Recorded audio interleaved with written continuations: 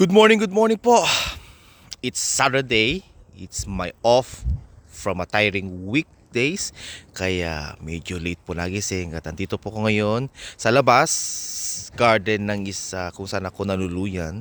So sa araw pong ito, i-feature ko ang isang napakasarap na prutas na kung saan very rare po nating makita sa Pilipinas or marami din, kaya lang very rare naman natin itong bilhin kasi maliban sa napakamahal, yun na, hindi po natin afford sa mga pwedeng kumain. Kaya sa mga tulad ko noong bata na laging nagki-crave o nagnanasang kumain ng prutas na ito, here in Canada ay ordinary tamang pala itong pagkain.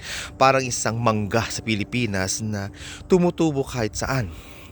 Ang prutas na ito na kung saan nagbibigay ng pag-anyaya upang lasapin, kainin ang isang prutas na ito na kung saan lahat ay mag-enjoy, sabi nga nila.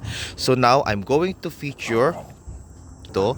Ito ay ang tinatawag nilang mansanas. Ito ang isa sa pinakamasarap na pagkain here in the world, itong mansanas.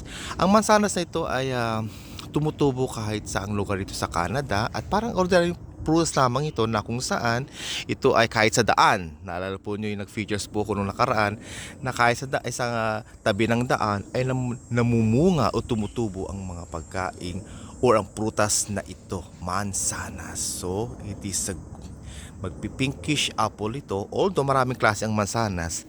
Ang mansanas na ito ay isa sa mga common na prutas na tumutubo dito. Itong klaseng mansanas or type ng mansanas na ito ay common na tumutubo kahit saan. Pero yung ibang mga klase ng mansanas ay tumutubo sa mga selected area lamang na pwede niyang tubuan.